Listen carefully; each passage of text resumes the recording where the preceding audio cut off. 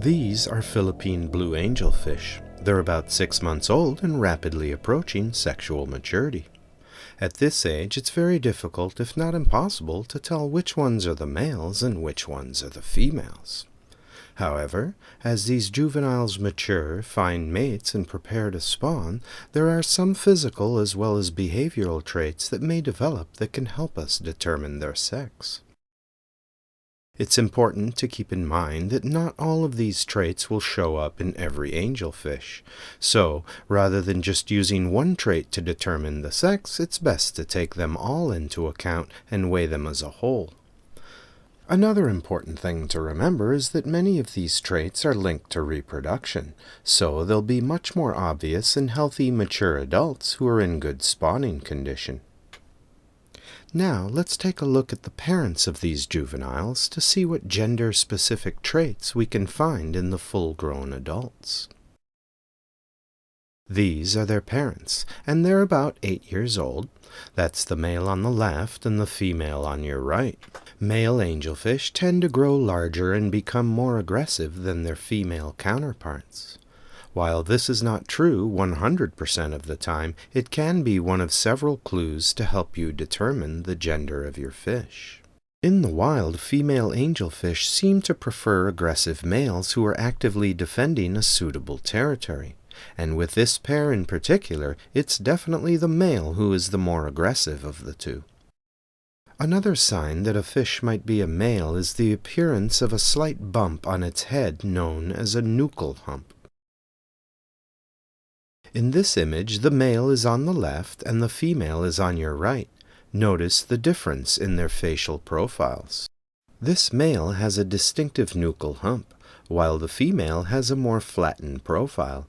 However, not all male angelfish will develop a Nuchal hump, and even if they do, it may take several years before it becomes this distinctive. Here, we're looking at the male on the right and the female on the left. The differences between the facial profiles of the male and female angelfish are not always this pronounced, especially when looking at young fish. However, this can be another helpful clue when combined with other telltale signs.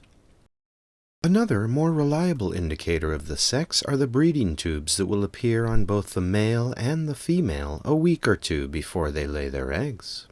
The breeding tubes start out small and gradually increase in size as the fish get closer to spawning. The fish seen here is a female, and her breeding tube, also known as an ovipositor, has begun to show. However, she's still a few days away from laying her eggs, so her breeding tube is still quite small.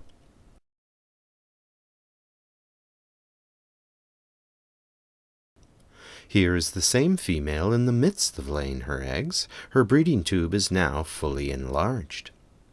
The female's breeding tube is thicker than the male's and is much more rounded at the end.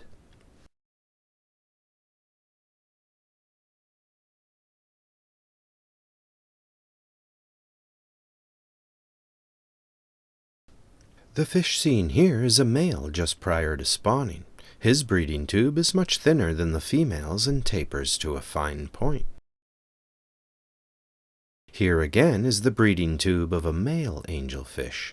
Now let's look at the breeding tubes of both the male and the female side by side so that it's easier to see the differences between the two. Here you can clearly see that the female's breeding tube is much thicker than the male's.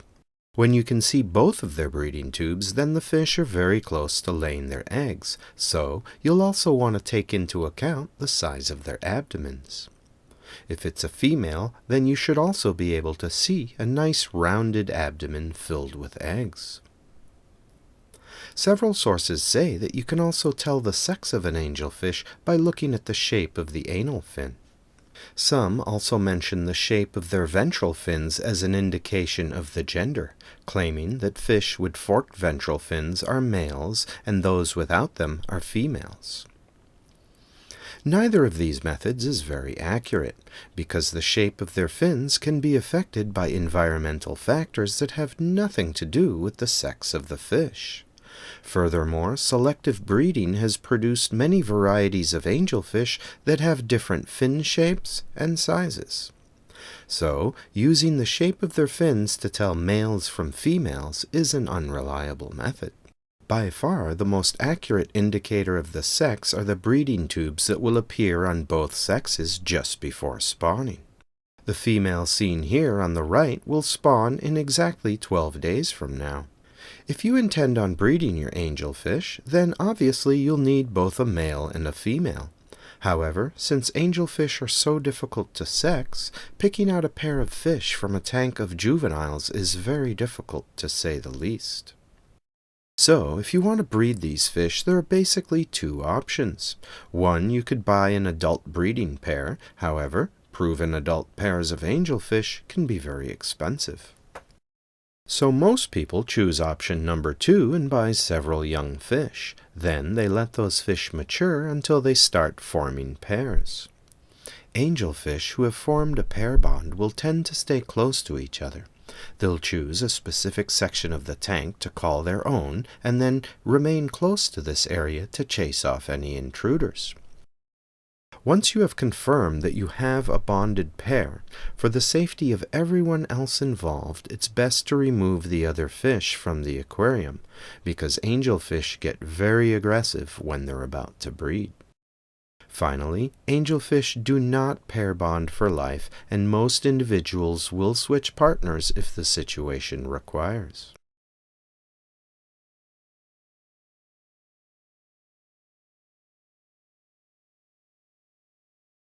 And that does it for this video.